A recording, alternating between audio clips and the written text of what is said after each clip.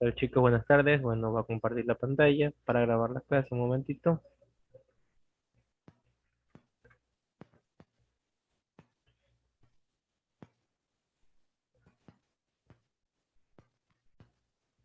Ya, ahí la pueden ver, ¿verdad? Sí, creo que sí la pueden ver, ahí no hay problema. A ver. Bueno, vamos a continuar en el tema de estudios sociales. En este caso vamos a ver acerca del crecimiento, en este caso el crecimiento asiático. Como ustedes saben, Japón fue devastado por la guerra y después fue ocupado, en este caso, por el país contrincante, en este caso por Estados Unidos, que vio que en ese país podía ser un gran aliado en Asia y permitió la rápida reconstrucción de su industria. Con gran disciplina, los japoneses transformaron su país en una potencia en la producción de automóviles y otros artículos de avanzada tecnología. En algunos campos tienen productos de mayor calidad. Actualmente es una de las grandes potencias económicas del mundo. Otros países de la región Asia-Pacífico tuvieron un gran crecimiento económico, en este caso transformándose en exportadores para el mercado mundial. Singapur, Malasia, Taiwán, Corea del Sur se ganaron el nombre de tigres asiáticos por su industrialización y la oferta en productos tecnológicos de punta.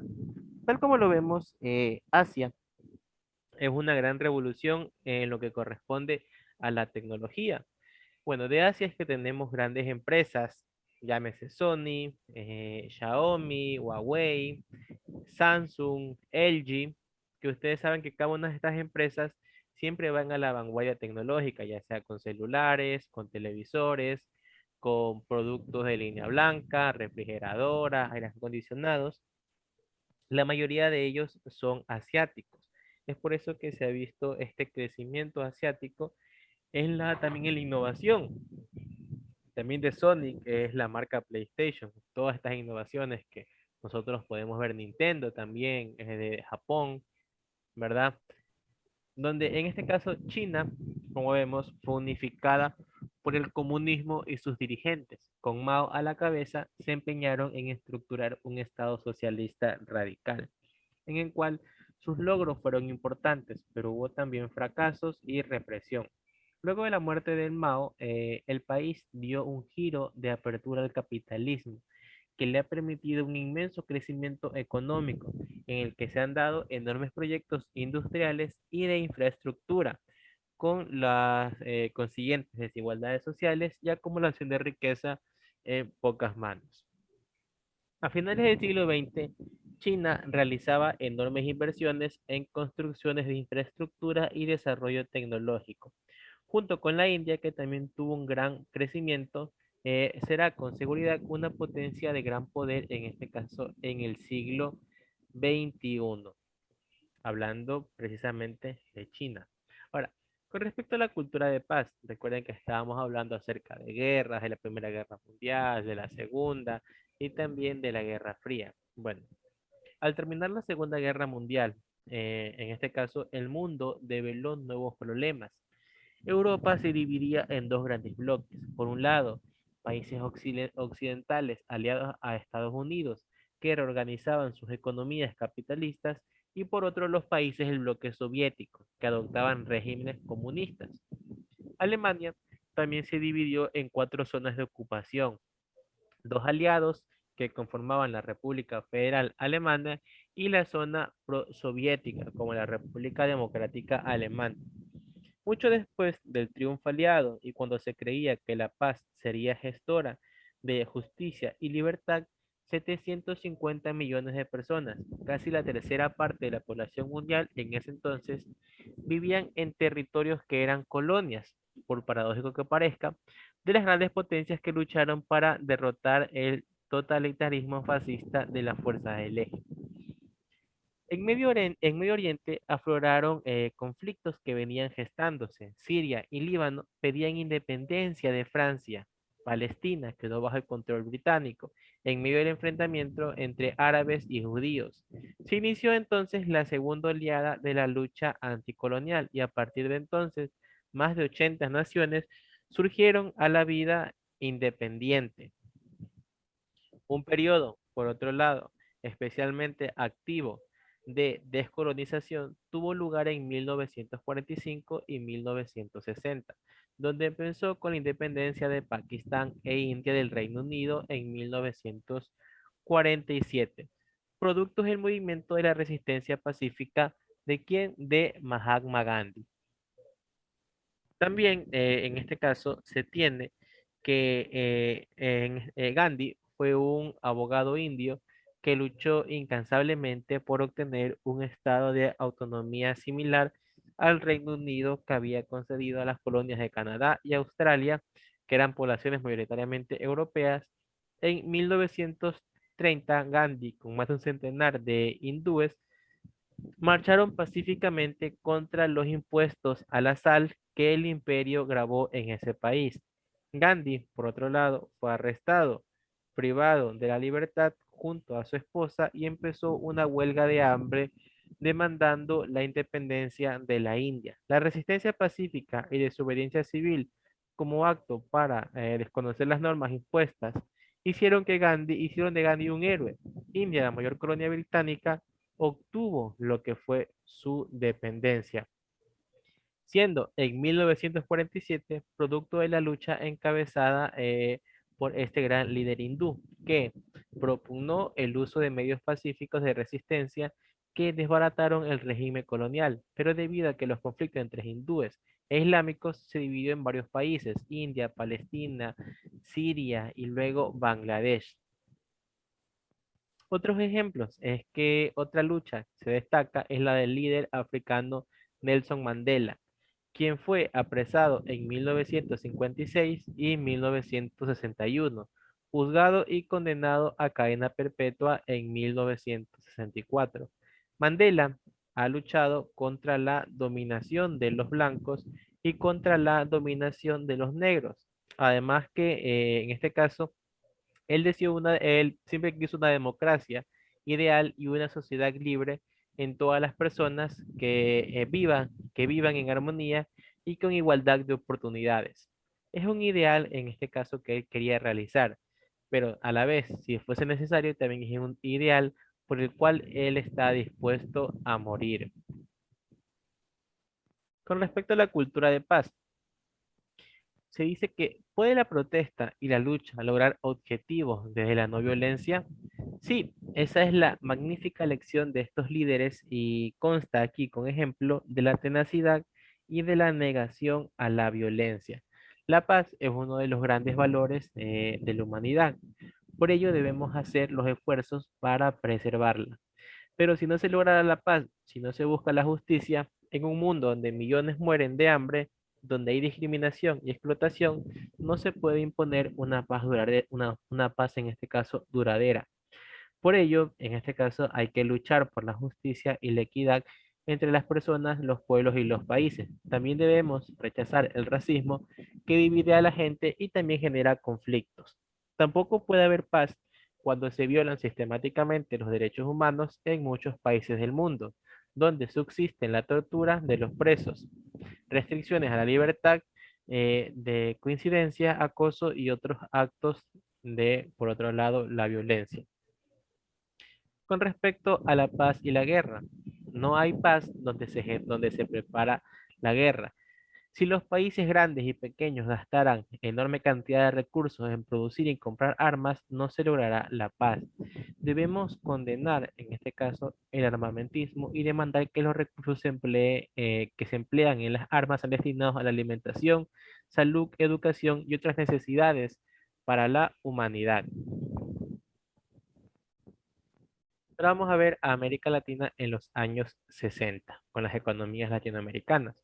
Bueno, desde mediados del siglo, las economías latinoamericanas experimentaron grandes transformaciones. Las estructuras agrarias sufrieron fuertes presiones de modernización y cambio, donde las reformas modificaron las estructuras de la tendencia de la tierra. Pero, aunque a veces la tierra fue a manos de los campesinos y esto se planteó como revolución, el capitalismo, en este caso, avanzó en el sector agrario, donde las haciendas se transformaron en modernas empresas agrícolas y muchos campesinos migraron a las ciudades. Entre los años 50 y 80 se intensificó la industrialización en América Latina. Su objetivo fundamental fue la sustitución de las importaciones. Crecieron las plantas de ensamblaje, en este caso las plantas de ensamblaje de automotores y la elaboración de productos químicos, entre otras.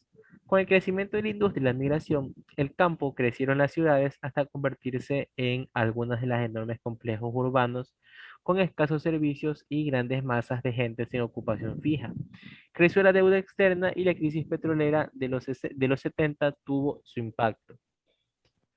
Desde los años 50, la Comisión Económica para América Latina y el Caribe, la CEPAL, tuvo gran influencia en las políticas de los gobiernos y la opinión pública. Su propuesta se centraba en el desarrollo económico a base de la modernización agraria y también de la industrialización. Con respecto al clima insurgente, tenemos que desde los años 50 en América Latina se agudizaron conflictos sociales. Las organizaciones de trabajadores, especialmente industrias de campesinos y pobladores de las ciudades en crecimiento, aliadas a los partidos de izquierda, crecieron en número e influencia. Se desarrolló un clima de movilización social y surgieron las guerrillas. Conforme se agudizaron la Guerra Fría a escala internacional, dentro de nuestros países se realizaron marchas, movilizaciones, huelgas y protestas que en algunos casos crearon lo que es agitación. Desde mediados de los 40, Colombia fue sacudida por la violencia, donde surgieron movimientos armados. En medio del conflicto conservador-liberal, el general Rojas Pinilla se proclamó dictador. Cuando fue derrocado, los dos partidos rivales acordaron alternarse en el poder. En Venezuela, el golpe militar llevó al gobierno de Marcos Pérez Jiménez. Cuando fue depuesto, se inició una etapa en la gobernación en la que gobernaron los partidos de Acción Democrática y la Democracia Cristiana, cuyas dos máximas figuras fueron Rómulo Gallegos y Rafael Caldera. En Paraguay se empezó la larga dictadura de Stroessner. En Ecuador, en medio de una crisis económica, los militares tomaron el poder y realizaron a su vez, en este caso, varias reformas. En varios países, las fuerzas progresistas llegaron al poder por elecciones. En Bolivia, en 1952, el movimiento nacionalista revolucionario inició un importante cambio político. En Brasil fue elegido el presidente Getúlio Vargas, pero al no poder cumplir con las expectativas de las masas, se suicidó. En Guatemala fue elegido Jacobo Arbenz. No obstante, su gobierno fue interrumpido por un golpe de Estado organizado por la Central de Inteligencia de Estados Unidos. Con respecto a la Revolución cubana, tenemos que durante los años 50 en Cuba surgió el movimiento revolucionario 26 de julio contra la dictadura de Batista. Era liderado por Fidel Castro y el médico argentino Ernesto Guevara, conocido como el Che, quienes organizaron una guerrilla desde la Sierra y Maestra y lograron derrocar a la dictadura en 1959. Los revolucionarios triunfantes procesaron a los torturadores y a los responsables de violaciones de los derechos humanos, iniciaron cambios entre ellos, una reforma agraria y estatizaron algunas propiedades de extranjeros, en especial de norteamericanos vinculados con las mafias. En 2 años, el gobierno cubano estaba en conflicto con el de Estados Unidos, que apoyó una fallida invasión a la isla, donde Castro, en este caso, anunció que la revolución era de carácter comunista y consolidó una alianza con la URSS que respaldó su proceso por décadas. La contrainsurgencia. La revolución cubana tuvo un inmenso impacto en América Latina y reforzó los movimientos populares, en este caso, los movimientos populares de izquierda en varios países, siendo que en estos países se reactivaron y comenzaron acciones guerrilleras. La Habana se convirtió en el centro de reuniones de políticos y líderes sociales, jefes de grupos insurreccionales. Estados Unidos intensificó la presión sobre los gobiernos latinoamericanos para aislar a Cuba, que fue expulsada de la OEA, que es la Organización de Estados Americanos. Y para que rompieran relaciones con los países afines a la URSS, se incrementó el adoctrinamiento anticomunista y el entrenamiento para la contrainsurgencia de los militares latinoamericanos. La Alianza, en este caso para el Progreso, donó equipos y repartió alimentos a los pobres y entregó a los ejércitos armas para combate o para que puedan combatir, en este caso, a las guerrillas. Se fomentó el anticomunismo en toda Latinoamérica, donde la mayoría de los países se dieron dictaduras militares auspiciadas, en este caso, por Estados Unidos, que por una vez, en este caso, reprimieron la agitación popular y persiguieron a los dirigentes de la izquierda y llevaron adelante políticas que favorecieron a los dueños del capital. Con respecto a los inicios de la integración, durante los 60, en el ejemplo de la Unidad Europea, el trabajo de la CEPAL, se dio un gran impulso en este caso, integracionista, donde se fundó la ALAC, que era la Asociación Latinoamericana de Libre Comercio, con ambiciosos objetivos, pero sus avances fueron escasos.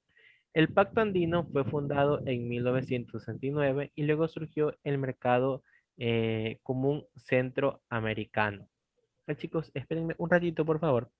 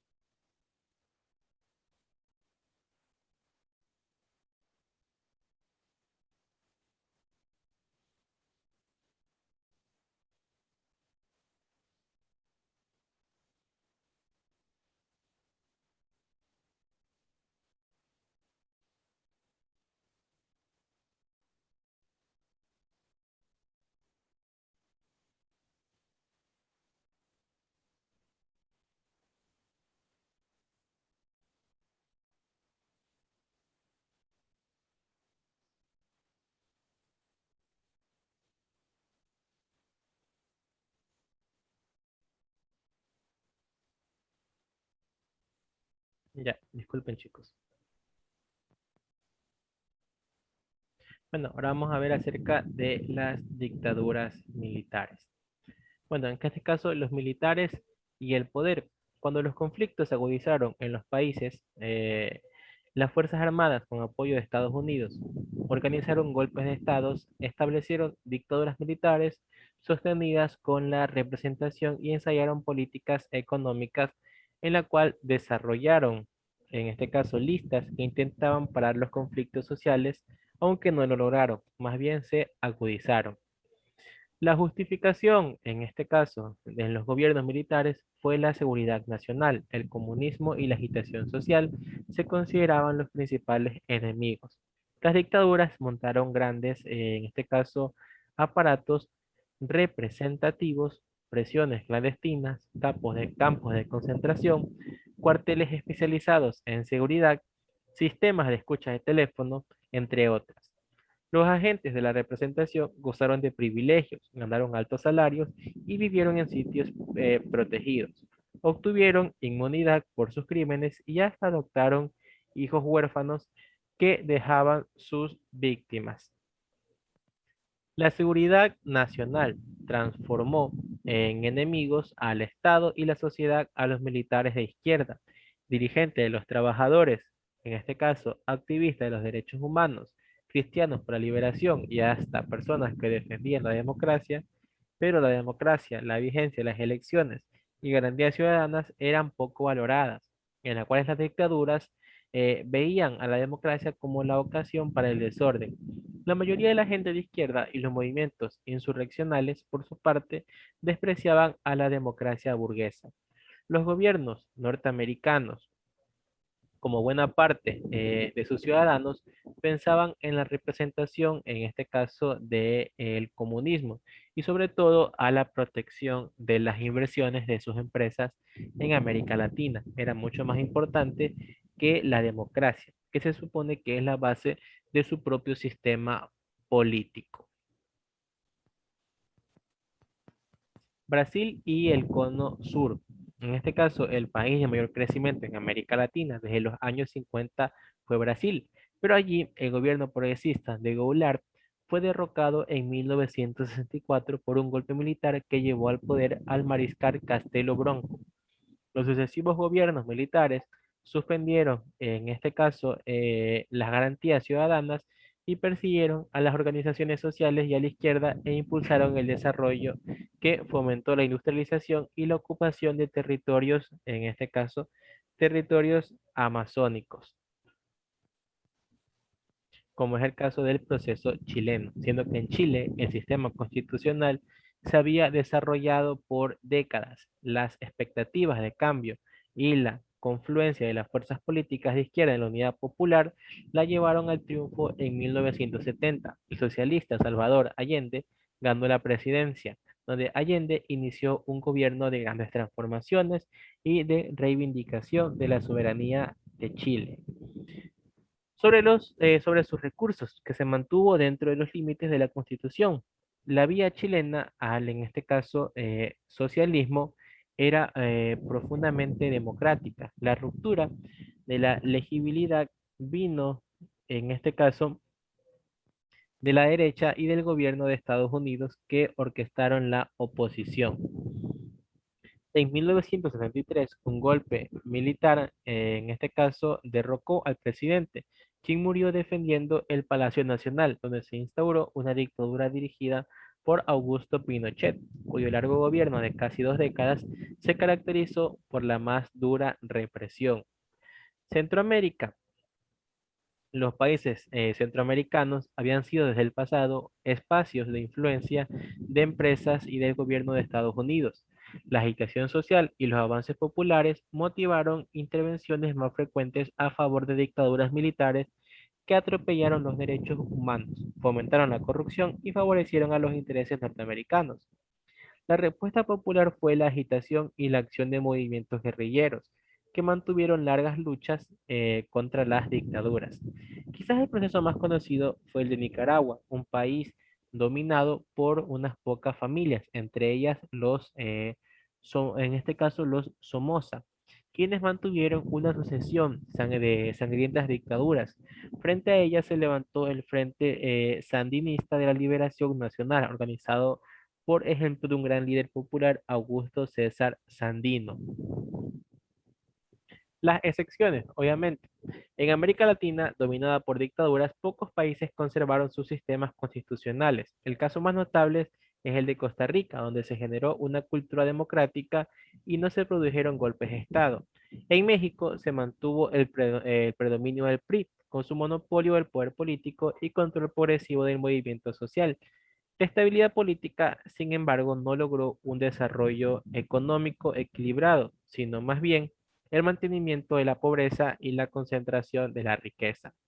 En Colombia, el acuerdo de la alteración en el poder de conservadores y liberales, mentalizado por Alberto Lleras, mantuvo el poder oligárquico, donde excluyó de la participación a otros sectores y provocó el crecimiento de movimientos guerrilleros. En Venezuela, luego de una dictadura, se instauró en este caso un régimen constitucional dominado por dos partidos que usufructuraron la gran riqueza petrolera, en este caso, del país. Ahora vamos a ver acerca, en este caso, de la transición a los regímenes constitucionales. Con respecto al retorno a la vida constitucional, a las luchas por la democracia de los pueblos de América Latina que resistieron a la presión y a las duras condiciones económicas, junto a los sonados fracasos económicos de los regímenes militares, crearon condiciones para la vuelta al régimen de derecho en Latinoamérica. A las condiciones internas se sumó una fuerte presión internacional que vino de la propia América Latina, siendo que en algunos países de Europa y sectores de la opinión de Estados Unidos La situación de las dictaduras se volvió cada vez más incómoda. A fines de los 70 y en los 80 creció la tendencia a la vuelta y a la constitucionalidad. Paulatinamente cayeron las dictaduras militares, en este caso tenemos Centroamérica y el Caribe. En Nicaragua, el dictador Somoza, que había mantenido su predominio familiar por décadas apoyado por Estados Unidos, fue derrocado en 1979 por la acción militar y la movilización popular del Frente Sandinista, que tomó el poder e inició un gobierno, en este caso un gobierno revolucionario acosado por las administraciones norteamericanas.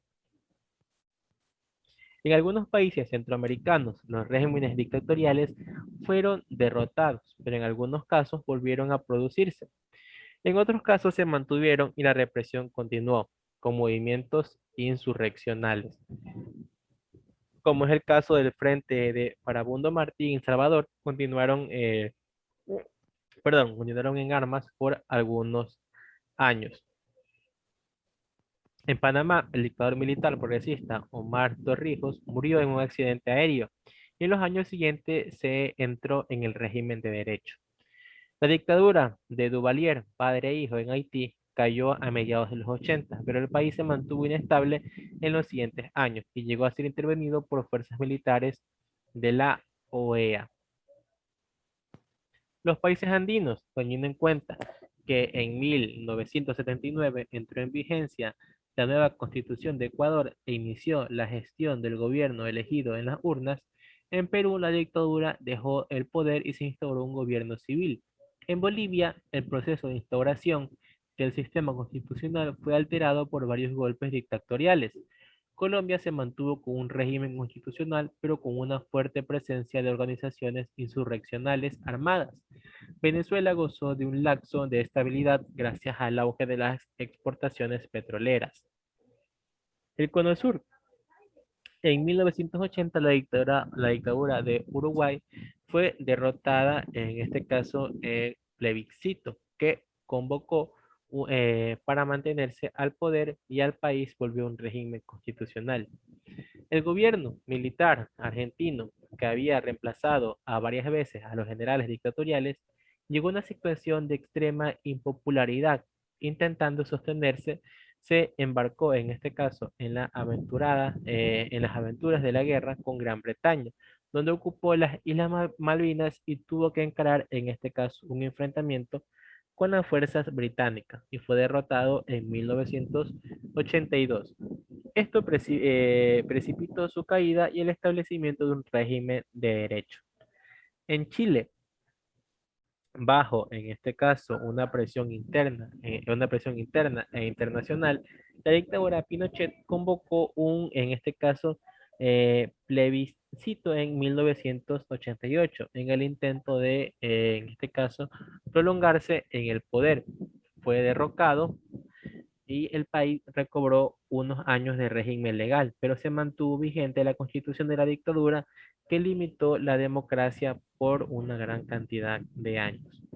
Los militares brasileños iniciaron en los 80 un proceso paulatino de devuelta al régimen de derechos en etapas.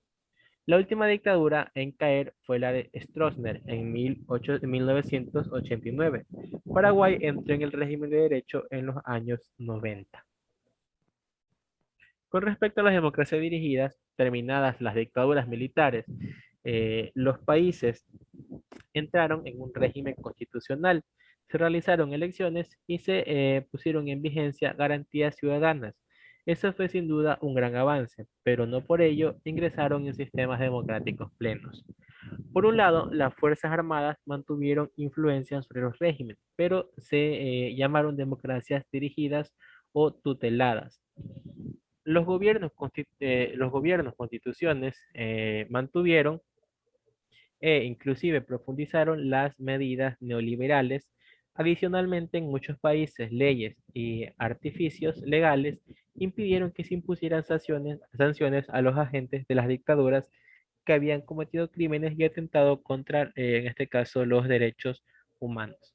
La historia de Latinoamérica reciente nos enseña que la democracia es mucho más que la existencia de gobiernos civiles y de elecciones, siendo que la democracia implica la vigencia de garantías reales y de justicia social para la gente. En este caso, respecto a las diversidades y a la creación de la cultura democrática. Con respecto a la solidaridad latinoamericana, tenemos que la prolongada recesión de sus efectos, como el empobrecimiento general, la falta de seguridad jurídica, la acumulación de riquezas en pocas manos, generaron efectos contrarios en toda Latinoamérica. Por una parte, la gente se centró en el día a día y dejó de lado preocupaciones como la integración, pero por otra parte, adquirió mayor conciencia de pertenencia latinoamericana. Las dictaduras y las dificultades económicas provocaron movilidad de personas del Cono Sur, de México y otros lugares del continente. Así se dio el mayor conocimiento entre nuestros pueblos y también un sentido de solidaridad expresada en la formación de una vigorosa opinión pública que rechazaba a los gobiernos dictatoriales, a las muertes y también a las desapariciones. Esta solidaridad se manifestó, en este caso, en muchas formas en la Guerra de las Malvinas, por ejemplo, una ola de rechazo a la invasión y a la solidaridad con Argentina, y se dio en todos los países las campañas contra Somoza y contra Pinochet tuvieron hondas raíces en todos los sectores organizados por Latinoamérica. Y listo, chicos, nos vamos a quedar hasta este punto que ya se va a acabar la sesión. Deje de tomar la lista, detén la grabación.